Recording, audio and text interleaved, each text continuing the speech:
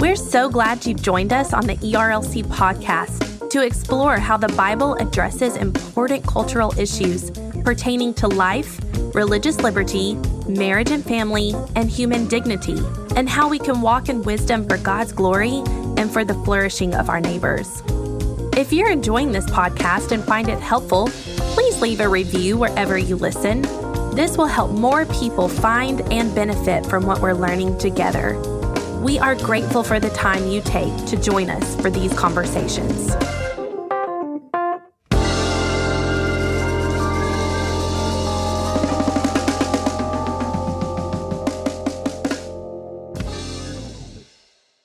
You're listening to the ERLC podcast, the old friendly podcast here at the ERLC. Is that? Redo. Yeah.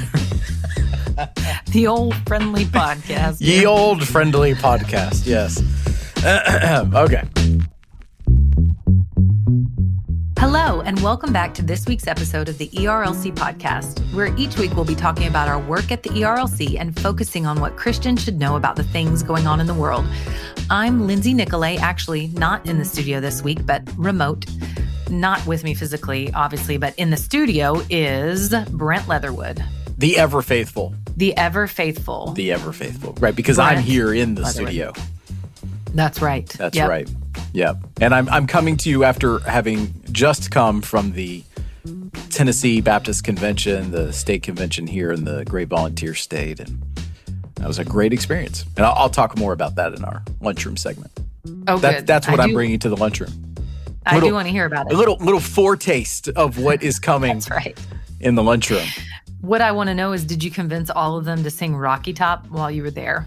No, but I'm see, put a pin in that because that'll be part of my story for the lunchroom. But yeah, there's a little Rocky Top portion of it that was pretty funny to watch in person. Okay. Well, I look forward to hearing that. But before we get there to the lunchroom, let's take a look at what the ERLC has been talking about this week. Now, this week we've had an emphasis on adoption. It is near and dear to our hearts at the ERLC, but also to us as believers because of our belief in the doctrine of adoption, where God our Father has adopted those who have put their trust in Christ, but also because we know what an incredible opportunity it is to love some of the most vulnerable among us, as the Lord calls us to. And this piece is by Rick Morton of Lifeline Children's Services, and it's titled 4 Ways the Church Can Approach National Adoption Month, Why It's Important to Embrace Both the Beautiful and the Hard Parts of Adoption. And I really appreciate this piece because it's true to what I've heard friends who have adopted that they've said, you know what? The reality is that there are good, very good, and very hard parts of adoption. And we need to honor these children and their families and their birth mothers by acknowledging the losses of adoption, the griefs of adoption, bringing these things to the Lord and bringing them to those who can help, whether it be experts in trauma or fellow church members who help us bear the burdens that we are carrying in the midst of adoption.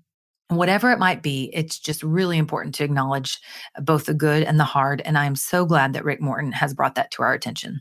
Dr. Rick Morton, man, we love him and we love the organization that he works at, Lifeline Children's Services. And we love to partner with them because, I mean, at least since we've known them under Herbie Newell's leadership there, he serves as the president and CEO. Lifeline, they are on a mission to connect families with children who need to be adopted. And we love partnering with them. And they have so many services that help just kind of wrap around those families that are going through the adoption process, like just everything from introducing it to them to after they adopt the child, like coming up around them after the fact and make sure they've got a good community of support. And I mean, that just comes through in this piece. And as you said, adoption is a part of our mission of advocacy here at the ERLC, and we are placing a special emphasis on that this week. And I'm so thankful that Dr. Morton provided this piece for us to just help platform this issue more, because Christians we know what kind of a gift adoption is because we ourselves have been adopted. And so we need to be advocating for that here in this lifetime. Well, and some who are listening and some believers may say, yes, adoption is good, but may feel disconnected because they think, okay, the Lord hasn't called me to actually adopt a child, but still we can all be involved. We can pray, we can support other adoptive families, we can give, we can advocate. So I would encourage listeners to still go to our site to read this article, to read the other articles that we have in the midst of this emphasis on adoption, because really you will find something there that applies to you. And you may even have the Lord shine a light on some way that you can be involved. Next up is a piece by Jessica Burke. She was on our leadership network, and she is a fabulous writer. So I would encourage you to go type her name into our search engine on ERLC.com and look up the other things she has written. But this one is titled 5 Reasons for Christians to Show Hospitality. And honestly, I think it fits well within our adoption emphasis because adoption is a form of hospitality. And 2 of the reasons I loved that she highlighted in this article were how hospitality teaches us to prioritize people and how hospitality deepens discipleship. Because as one who was single for a long time into my 30s, you can, and I spent a lot of time alone, you can think that you're doing pretty well spiritually until you let others come in and quote unquote inconvenience you.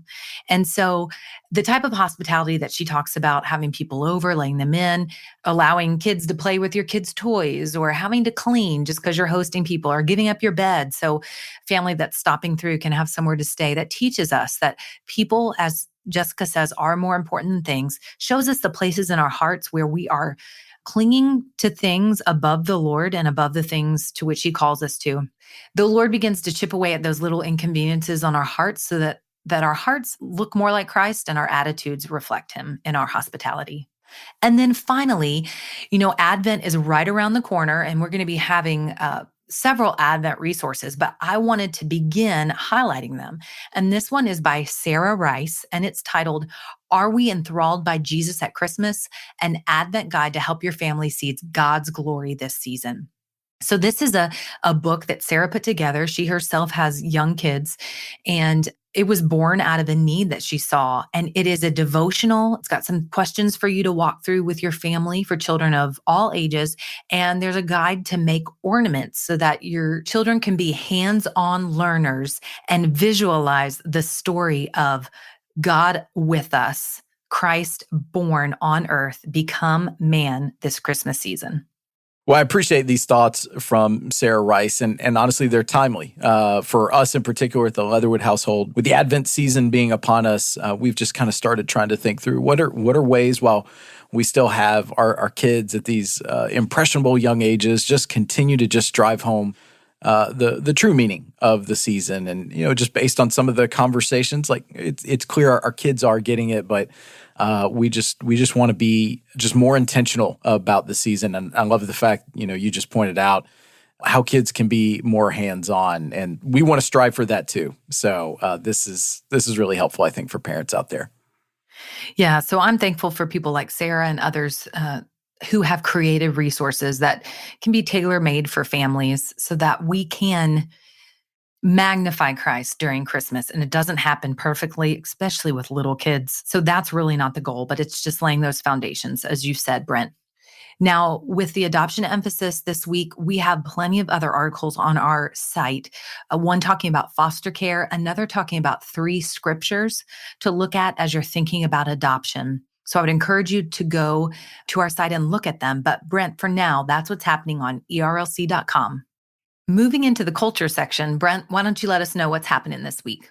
Yeah, Lindsay, it's been a busy week, but there were 4 stories in particular I thought merited us kind of discussing a little bit more here in the culture section. So this first story comes to us from NBC News, and it is about drug overdose deaths. So those deaths in the United States surpassed 100,000 in a 12-month period for the first time, the CDC said on Wednesday. It is a troubling milestone amid an already devastating period for the country, according to NBC News. The report goes on to say the number of overdose deaths rose 29% from over 78,000 from April 2019 to April 2020 to 100,306 in the following 12 months. The data from the CDC's National Center for Health Statistics is considered provisional, but is a good indication of what the final numbers will show next month. Quote, "It's a staggering increase for 1 year," said Bob Anderson, chief of the Mortality Statistics Branch at the NCHS. Quote, "As we continue to make strides to defeat the COVID-19 pandemic, we cannot overlook this epidemic of loss, which has touched families and communities across the country," President Joe Biden said in a statement on Wednesday. Looking at various states, Vermont saw the biggest rise with a nearly 70% increase. Large increases were also observed in West Virginia, a 62% increase, Kentucky, a 55% increase, Louisiana, a 52% increase, and Tennessee with a 50% increase. And Lindsay, we have talked over the last, couple of years actually about these growing sorts of deaths of despair. And look, rightfully, a lot of our attention has been focused on the pandemic, on efforts to beat back the COVID-19 disease. But lost in the midst of that are people that are suffering from all sorts of afflictions, be it, loss of community and loneliness and drug overdoses. And this is just something as Christians we need to be mindful about. Yeah, those statistics that you mentioned, the percentage increases in several of those states are just really staggering, 70% in Vermont. And it's the thing that hit me when you were talking about it was that it's easy to read those and forget that behind those statistics are people. There's people that have died that have caused those percentages to rise. And as we often talk about at the ERLC, but as believers, these represent people who are image bearers, who are made in God's image in the Imago Dei, that we should care about, that we should have an urgency about, because there is an eternity at stake. And I don't know what that means per se for how we can each be involved, except for the fact that really we just start where we are by getting to know our neighbors. Because I venture to say that in the midst of the pandemic, we all have neighbors who are suffering from loneliness, who have contemplated taking their lives, who have been in the midst of depression and anxiety. And that's one way that we can help minister to them and alleviate these things, is just by being a good neighbor and loving them. And the other thing is, I wonder, I haven't read the article, but I would like to know where some of these overdoses are coming from, meaning, does it have to do with COVID? Is it a direct result like depression and anxiety, or is it opioid involved, which we have had an article about that on our site, or just substance abuse in general? Just food for thought there is making me think. But more than anything, just remembering to be a good neighbor and to reach out to someone, because you don't know if you could be the difference there in their lives. Absolutely. That's a great reminder, and certainly given this story a timely one. Okay, next, moving over to a story from ABC News. And let me just set this up real quick. So, y'all, back in January 6th of this year, there was an attempted coup at the United States Capitol.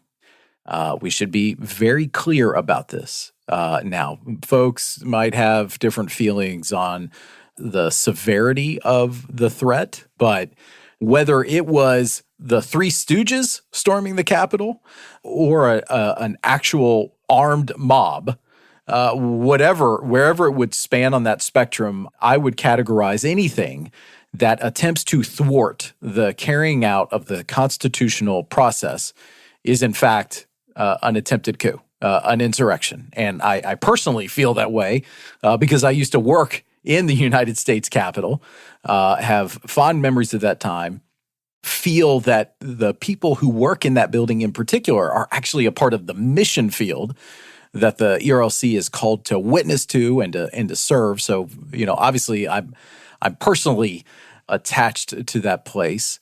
But needless to say, there were individuals who, in an unauthorized fashion, entered the grounds of the Capitol and overtook the U.S. Senate chamber and attempted to do so in the U.S. House. And needless to say, it is something that we are still just kind of dealing with. And parts of the cases against those individuals, those are working their way through the courts. And ABC News is reporting that Jacob Chansley, who is the self-described QAnon shaman who infamously marched through the U.S. Capitol with a spear and a horned helmet during the January 6th riot, was sentenced Wednesday to 41 months in prison for his role in the attack. It matches the longest sentence handed down to any January 6th participant, following the 41-month sentence handed down last week to Scott Fairlham, a former mixed martial arts fighter who pleaded guilty to assaulting a police officer during the riot. Prosecutors called Chansley a key figure in the Capitol attack. Further in the story, it reports this. On Wednesday, prior to sentencing, Assistant U.S. Attorney Kimberly Paschal played social media recordings of Chansley in the Senate chamber, chanting what sounded like a bizarre prayer and blowing a bullhorn. Quote, "That is not peaceful," Paschal said. "That is chilling." And that's true. These folks gathered in the U.S. Senate chamber and were just doing all sorts of objectionable things. And so now they are beginning, these individuals are beginning to face the legal consequences of those actions. And as they should face legal consequences. And, anything that is threatening to put people's lives in danger should be dealt with. And as we saw, this riot led to the deaths of several people, and it didn't have to be that way, and it shouldn't have been that way, and it should not be something that happens again, and should come with penalties that will keep people from doing this again. So it's just a sad chapter in our nation's history that I think will continue to take years for us to be able to interpret. Right. And look, I understand there's a lot of people that are upset about the way the 2020 election turned out. I totally get that. I've been a part of numerous elections where I've been very disappointed with the turnout. But this is not the natural reaction to that. We are a nation that is marked by the peaceful transition of power. And again, I understand that there are those of us who feel that the stakes are very high. And no doubt there are important issues that we are sussing out in the political space in our country right now. But the actions that we saw on January 6th, we should be able to all agree, particularly as Christians, like, man, that's not the way that we resolve things. And look, if you are tempted to just wave this off, please don't, because take out some of the political personalities. Probably a number of us, as we're thinking through this, we're thinking through maybe senators that we don't agree with or members of Congress. Take those folks out.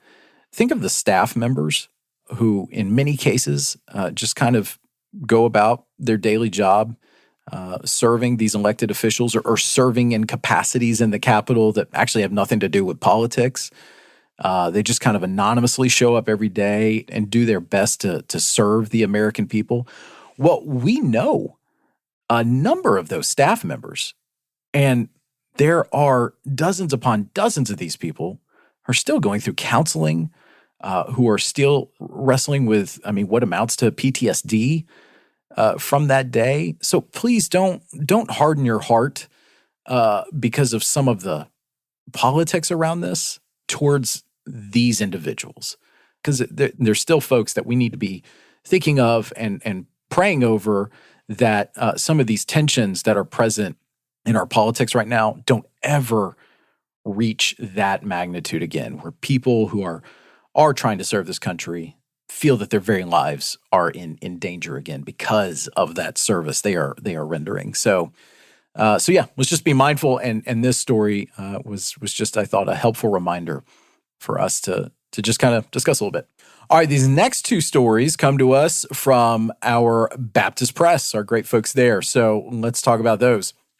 Emerging from the pandemic, most churches don't seem to be underwater financially, but many are treading water.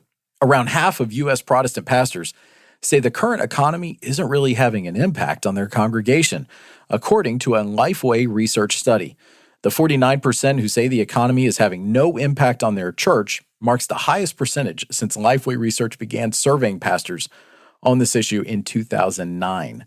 Almost 2 in 5 pastors, which represents about 37%, say the economy is negatively impacting their congregation, while 12% say the economy is having a positive impact.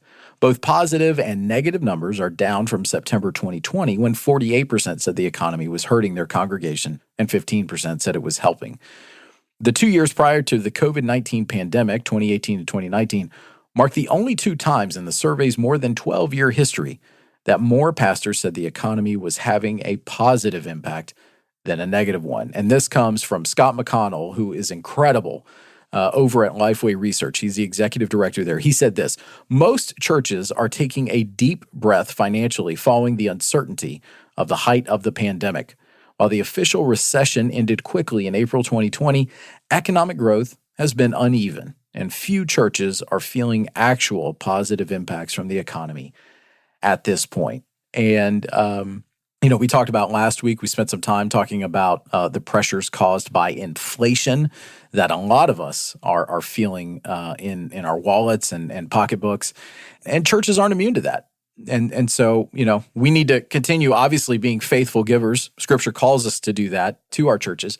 But at the same time, these economic realities, our churches are experiencing those too. And we just hope that there's a lot of good going on in the economy right now. There's also some things that are kind of weighing it down, and we hope we are able to move past some of those. Well, and on the positive front, I think it just speaks to the Lord's kindness and faithfulness. Of course, he would have still been faithful if churches were really struggling, but it's just kind of him to provide churches with some stable giving during the pandemic, and the fact that these churches can say that they have not been negatively affected is just God's kindness, and just removes a stumbling block in order for churches to be able to continue to work in their communities, to be able to share the gospel. And at the same time, we also need to acknowledge and thank and be grateful for our pastors and Southern Baptists across the country, because the cooperative program is in pretty good shape. It really is. And that sort of faithful giving by our churches and by our partners through the state conventions, like that allows us to continue doing this work. And so you're absolutely right. God is, even in this season where there's certainly been challenges presented by COVID-19 and by the economy, like we're still doing well. And we hope that all of our churches, because I think we even talked about last week with some of these inflation pressures, the large parts of the country that are kind of in the middle of the country, in the heartland of America, those are the communities that are especially feeling the squeeze right now, more so than really on the coasts. Well, a large part of our Southern Baptist Convention is in that heartland of America, and so we're thankful for pastors who are navigating all of this with wisdom and grace. Then this final story also comes to us from Baptist Press, and it's actually about us at the ERLC. Religious freedom concerns for faith-based childcare programs plague President Biden's Build Back Better Act as it nears apparent action by Congress, according to the Southern Baptists ethics entity. The ERLC and other organizations have urged congressional members to revise provisions in the $3.5 trillion budget reconciliation package, which is also known as the Build Back Better Act. They say the legislation will prevent faith-based centers and schools from participating in good conscience in the proposal's expansive pre-K and child care programs. Its mandates, the ERLC and others say, would affect the practice of faith-based recipients if they choose to participate in such areas as hiring, admissions, and teaching. It could open providers to requirements regarding gay and transgender rights that conflict with their religious beliefs. And so this quote, our Director of Public Policy, Chelsea Soblick, who runs our Washington, D.C. office, she's quoted in the story saying, "Faith-based groups play a vital role in providing quality childcare and pre-K education to America's children. These organizations must have the freedom to serve parents and children according to their religious beliefs. Many non-public schools intentionally avoid federal financial recipient status because of how it could subject them to troubling provisions related to sexual orientation and gender identity language that raises serious religious liberty concerns. The Build Back Better proposal must respect the religious freedom of these institutions. And that's it. I mean, she summed it up nicely there at the end. We continually are advocating, not just on this, but on other pieces of legislation, that as lawmakers in the U.S. Capitol or in state capitals, as they are considering various provisions, if they are affecting the faith community, they need to do so in a way that respects religious freedom. And we say it all the time, but we're grateful for our team in DC, specifically Chelsea Sobolik, who has been operating for a long time as a team of one, and now she's got another colleague to stand by her side there. But we're so thankful for their advocacy and the work that we get to do as a whole, as the ERLC, concerning religious freedom. We have mentioned it before, but we have an article that Chelsea put together titled ERLC Concerns with Build Back Better that will help you to understand some of the things that we're more cautious about and concerned with in the plan. Now, there are good things in the plan too, but this just highlights some of the important things that have to do with the issues that we care about and advocate for. On a way less important note, every time I hear Build Back Better, I just want to say it 5 times fast. Well, why don't you go ahead and do that for the audience? Okay. Yeah, let's see if you can do it. Build back better, build back better, build back better, build back better. Build back better? Yeah, but you're really kind of sacrificing the D on the build. It's more like Bill Back Better. And I mean, yes, I'm sure everyone named William out there appreciates that, but I feel like we didn't get the full build. Oh, my word. Yeah. That was a dad joke. Wah, wow. Wah, oh, wah, my boom, word. Okay. All right. Well, on that comedic note, Lindsay, that's your look at this week in culture. Well, thanks, Brent. And now it's time for the Lunchroom, where we tell you what we're talking about with each other. Brent, what are you bringing to the table today?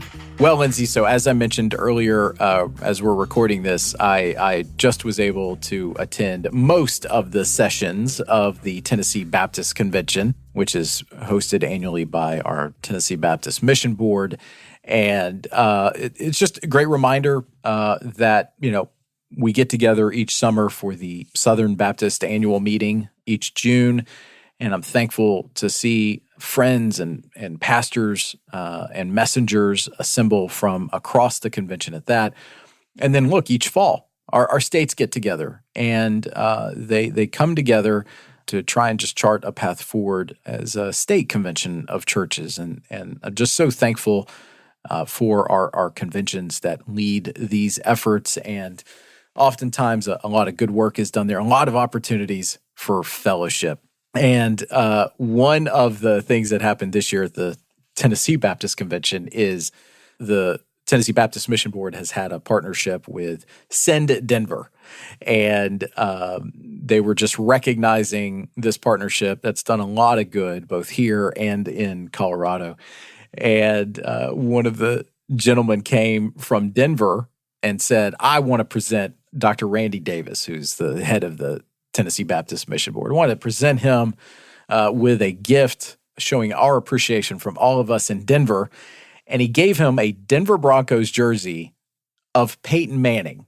Well, this is funny because Randy Davis is a huge Alabama fan. And so for him to get a jersey of Peyton Manning up on stage in front of everybody, it was just fantastic. And there was just some other great little jokes. Pastor Chesser from First Baptist Hendersonville, he's been serving as the president of the Tennessee Baptist Mission Board, and he just was running the show there with great aplomb and good humor. There's a lot of good jokes. So, Baptists, when we get together, yes, we get together and there's often meetings about meetings. Okay, that happens in every church.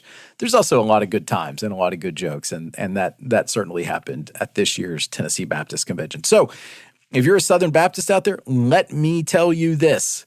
To quote President Josiah Bartlett, decisions are made by those who show up, and so you should show up. If you're a Southern Baptist, go ahead and become a messenger on behalf of your church and show up to your next state convention? Because there's a lot of good that happens there, and a lot of decisions are made that probably require some wisdom that maybe you could provide. And if you already are a messenger to your respective state convention, like, hey, I'm proud of you. Thank you for your service for doing that, because that is what our convention of churches needs.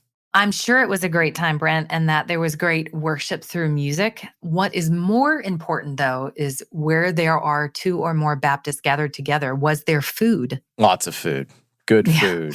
Good food. On Monday night, I went to the African American Fellowship dinner that was held. And I should mention, shout out to my local church here in Middle Tennessee, Brentwood Baptist. They served as the host for this year's Tennessee Baptist Convention. And so, yeah, on Monday night, I went to the African American banquet, and it was so good. So good. Ternay Jordan, pastor out of Chattanooga, he is the incoming Pastors Conference president for Tennessee, and he worked with us previously on our racial unity initiatives here at the ERLC. And so glad to see that Pastor Jordan is going to be the Pastors Conference president. And I got to meet his wife, the First Lady, Mrs. Jordan. So really, really good to break bread with them. That's awesome. And I know that your cup is filled to overflowing by spending time with as many people as you possibly can. So you were it's probably like you were geared up on jet fuel. I'm raring to go, Lindsay Nicolay. I'm raring to go. You were ready and raring to go. I am so sure. Well, for my lunchroom, one of the things I wanted to share was this article that I came across, and really haven't had a ton of time to digest, but it has just been intriguing. One of our colleagues actually shared it as well. It's titled, it's from the Dispatch by Yuval Levin. It's titled, "The Changing Face of Social Breakdown. Pathologies of Unruliness Are Being Displaced by Pathologies of Passivity." And I wanted to read this paragraph for you. "A fuller understanding of flourishing would see it as achievable," the flourishing and such, "not by a proper sequencing of solitary choices, but by a proper layering of embedded commitments to others." So examples he gives: parents and siblings and teachers, coworkers, colleagues, wives, husbands, children, neighbors, friends, God and to country, not God and country per se. "A life lived embedded within such relationships of obligation is the answer to all the unrequited yearnings knocking around our society now and driving everybody crazy." And then he goes on to say, "Such a vision of a life well lived in loving commitment to others stands a better chance of showing people both what they have to gain by coming off the sidelines and what they have to lose by recklessness." And I loved that last sentence, that God has just embedded it in us as we're made in his image to want to be in community, whether we know it or not. We are designed for community. We're designed for commitment. We're designed for the cultural mandate to take something that he's given us and to make something beautiful out of it and to see it flourish. And both being passive and not taking part in those things and those institutions, and also by going off the rails and doing things out of their proper God-intended order, like sex outside of marriage, children outside of marriage, etc., does not satisfy and leads to chaos, really, essentially, and leads to less than flourishing. So I appreciated this article. Of course, as believers, looking at it from God's word, we might come to some different conclusions or work it out in a different way. But just the nuts and bolts of what he was talking about really, really encouraged me and resonated with me. Well, as we have said before on this podcast, anytime Dr. Yuval Levin writes something down about an observation that he has in culture, generally he's observing stuff about policy and politics, but honestly, anytime, if you're a conservative out there, which the vast majority of our audience is, you will find probably something really meaningful in what he is observing right now. And sounds like this is exactly that. Well, I think that's a great place to end, Brent. And just a reminder, you can find links to all the things we talked about today in the show notes. And if you like the podcast, please consider helping us spread the word by sharing the episode on social media or going into your favorite podcast app and leaving us a rating and review. In addition to listening to our podcast, be sure to check out our other ERLC podcasts. The Digital Public Square airs every Monday, and its host is Jason Thacker, who is one of the leading voices on technology and ethics. And if you like staying informed about important policy issues that matter to Southern Baptists, Capitol Conversations is our podcast directly from Capitol Hill, and it's hosted by our colleague, Chelsea Sobolik. Search for Digital Public Square and Capitol Conversations wherever you listen to podcasts. Thanks again for listening, and we'll be back next week with more content.